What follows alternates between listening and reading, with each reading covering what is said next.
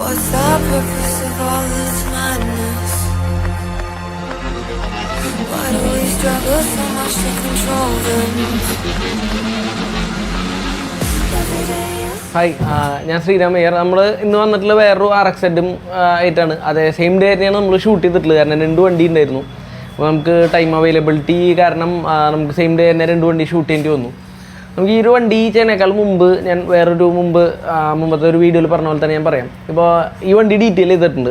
അതുപോലെ തന്നെ ഇപ്പോൾ എൻ്റെ വണ്ടി റേസ് ബൈക്കിൽ റാലി സ്പെക്ക് ഇതിലേക്കാക്കി പ്രാക്ടീസ് ചെയ്യാൻ കാര്യങ്ങളൊക്കെയാണ്. പക്ഷേ അതിൽ ചെയ്തിട്ടുള്ള ഡീറ്റെയിലിംഗ് നിങ്ങൾക്ക് നോക്കുകയാണെങ്കിൽ ഇപ്പോൾ എൻ്റെ പ്രൊഫൈൽ നോക്കിയാൽ തന്നെ കാണാം. ഇൻസ്റ്റാഗ്രാം അതുപോലെ യൂട്യൂബിൽ നിങ്ങൾക്ക് നോക്കിയാൽ തന്നെ കാണാൻ പറ്റും അതിൻ്റെ ഡീറ്റെയിലിംഗ് ചെയ്തിട്ടുള്ളത്. ഇപ്പോൾ ബ്ലാക്ക് വരുമ്പോൾ ബ്ലാക്കിന് അതിൻ്റെ പോലെ വീല് വന്നപ്പോൾ കോമ്പിനേഷൻ കൊടുത്തിട്ടുള്ളത്. ഇപ്പോൾ വീലും വൈറ്റ് സിങ്കും ഗോൾഡും കൂടിയിട്ടാണ് ചെയ്തിട്ടുള്ളത്. അതുപോലെ ബോഡി പെയിൻറ്റിങ് കുറേ കാര്യങ്ങൾ.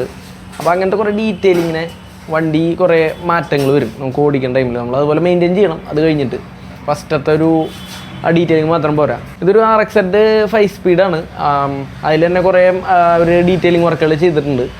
ഇതിൽ പെയിൻറ്റ് ജോബിലാണ് കുറേ മാറ്റങ്ങൾ വരുത്തിയിട്ടുള്ളത്. നമുക്ക് ഫ്രണ്ടിൽ നോക്കുകയാണെങ്കിൽ ഹെഡ്ലൈറ്റ് വേറെ സ്യൂട്ടൊക്കെ ചെയ്തിട്ടുള്ളത്. ഇപ്പോൾ ഒരു ആഫ്റ്റർ മാർക്കറ്റ് ഇതേപോലെ ക്ലിയർ ലെൻസിൽ വരും. പക്ഷേ അത് ലൈറ്റ് ഭയങ്കര കുറവായിരിക്കും. പക്ഷേ ഇത് ഒറിജിനൽ പോലെ തോന്നിക്കുന്നുണ്ട്. അത് വേറെ വണ്ടിയുടെ സ്യൂട്ടാക്കിയിട്ടുള്ളതാണ്. അതുപോലെ LED ഹെഡ്ലൈറ്റ് കാര്യങ്ങൾ ചെയ്തിട്ടുണ്ട്. ഇതും DC സെറ്റപ്പിലേക്ക് മാറ്റിയിട്ടുണ്ട്. ഇതിൽ വേറെ കുറച്ച് മാറ്റങ്ങളും കൂടി ഉണ്ട്. എൻജിൻ സൈഡിലേക്ക് വരുമ്പോൾ നമുക്ക് ഇതിൽ ഫ്രണ്ട് ഇതേപോലെ ഫോർക്കിൽ ഗാർഡ് വന്നിട്ടുണ്ട്. അതുപോലെ മോജൽ ഡിസ്കും കാര്യങ്ങളും ഇതൊക്കെ ഉണ്ട്. അതുപോലെ ഹൈറ്റ് 3 കൂട്ടിയിട്ടുണ്ട്. അതുപോലെ ഇൻഡിക്കേറ്റേഴ്സൊക്കെ സ്റ്റോക്ക് തന്നെ വരുന്നത്. പിന്നെ ഫ്രണ്ട് നമുക്ക് ബ്രെംബോൻ്റെ ക്ലച്ച് ലിവർ, ബ്രേക്ക് ലിവർ, അതിൻ്റെ റിസർവയർ കാര്യങ്ങളൊക്കെ ചെയ്തിട്ടുണ്ട്. ത്രോട്ടിൽ കയറി. അപ്പോൾ അതൊക്കെ വണ്ടീനെ കുറേ കാര്യങ്ങൾ ലുക്കിലും അതുപോലെ ബ്രേക്കിംഗ് അതിൻ്റെ സ്റ്റെബിലിറ്റി കുറേ കാര്യങ്ങൾ അതൊക്കെ മാറ്റങ്ങൾ വരും. എൻജിൻ സൈഡ് നോക്കുകയാണെങ്കിൽ ബ്ലാക്ക് ഫിനിഷാണ്. അത് ഗ്ലോസി ബ്ലാക്ക് ഫിനിഷാണ് വന്നിട്ടുള്ളത്. പിന്നെ കാർബറേറ്റർ ഡീസലൈഡ് കാർബറേറ്റർ, സ്ലൈഡ് കാർബറേറ്റേഴ്സ് എന്ന് പറയാം. അത് റേസിങ്ങിനൊക്കെ മെയിനായിട്ട് യൂസ് ചെയ്യുന്ന ടൈപ്പ് ഒരു കാർബറേറ്ററാണ്. പെർഫോമൻസ് വ്യത്യാസം വരും. പിന്നെ 24ൻ്റെ ഒരു കാർബറേറ്ററാണ് ചെയ്തിട്ടുള്ളത്. അത് ജെറ്റിങ് കാര്യങ്ങളൊക്കെ ചെയ്യണം, അല്ലാണ്ട് വണ്ടി നോർമലി ഓടില്ല. കാരണം ടെമ്പറേച്ചർ അനുസരിച്ച് കാർബറേറ്റർ ഡിഫറൻസ് വരും. അതാണ് ഈ പെർഫോമൻസ് കാർബറേറ്ററിലുള്ളൊരു കാര്യം നമുക്ക് ശ്രദ്ധിക്കേണ്ടത്. നോർമലി എല്ലാവർക്കും അറിയില്ല. പിന്നെ ഓപ്പൺ ഫിൽറ്ററാണ് വെച്ചിട്ടുള്ളത്. അതിന് വേറെ അതുപോലെ ക്ലാമ്പിങ് കാര്യങ്ങൾ ചെയ്തിട്ട് ആണ് വെച്ചിട്ടുള്ളത് അവർ.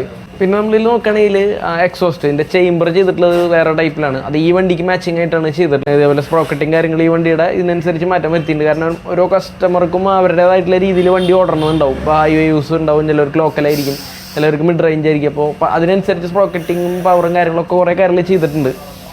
ടോട്ടലി ഒരു ഹൈറ്റ് ഇൻക്രീസ് ആയിട്ടുണ്ട്. പിന്നെ നോക്കുകയാണെങ്കിൽ സിംഗാമ ആഫ്റ്റർ മാർക്കറ്റ് തന്നെയാണ് ഇതിലും ചെയ്തിട്ടുള്ളത്.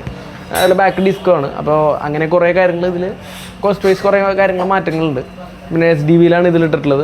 ഫ്രണ്ട് മോട്ടോഡി ടയേഴ്സും കാര്യങ്ങളാണ്. ഇതിൽ ഓഫ് റോഡ് ടയേഴ്സ് ഒന്നുമില്ല, റോഡ് ടയേഴ്സ് തന്നെയാണ് ഇതിലും ചെയ്തിട്ടുള്ളത്. പിന്നെ നമുക്ക് ഇതിലുള്ള വെച്ചാൽ ഫ്രണ്ടിൽ നോക്കുകയാണെങ്കിൽ ക്രാഷ് ഗാർഡ് അത് വേറെ വണ്ടിയുടെ സ്യൂട്ടാക്കാണ് ചെയ്തിട്ടുള്ളത് ഈ വണ്ടിക്ക്. നമുക്കിപ്പോൾ ഈ ഐറ്റൂട്ടുമ്പോൾ എല്ലാവർക്കുള്ള മാറ്റങ്ങൾ വരുമ്പോൾ ഒറിജിനാലിറ്റിയിൽ മാറ്റങ്ങൾ ഉണ്ടാവും, വലിയ കുഴപ്പങ്ങളുണ്ടാവില്ല. അങ്ങനെയല്ല, ഇതിൽ എങ്ങനെ വന്നാലും സ്റ്റെബിലിറ്റിയിൽ മാറ്റം വരും. ഇപ്പോൾ കമ്പനി നമ്മൾ തരണേന്ന് എന്ത് മാറ്റങ്ങൾ വരുത്തിയാലും കുറേ കാര്യം സ്റ്റെബിലിറ്റിയിൽ മാറ്റങ്ങൾ വരും എന്ത് വന്നാലും. അതിപ്പോൾ ഓരോ കസ്റ്റമർക്ക് അവർക്ക് അറിയാം ഇപ്പോൾ ഇങ്ങനെ മാറ്റങ്ങൾ വരും എന്താണെന്നൊക്കെ ഉള്ളത്.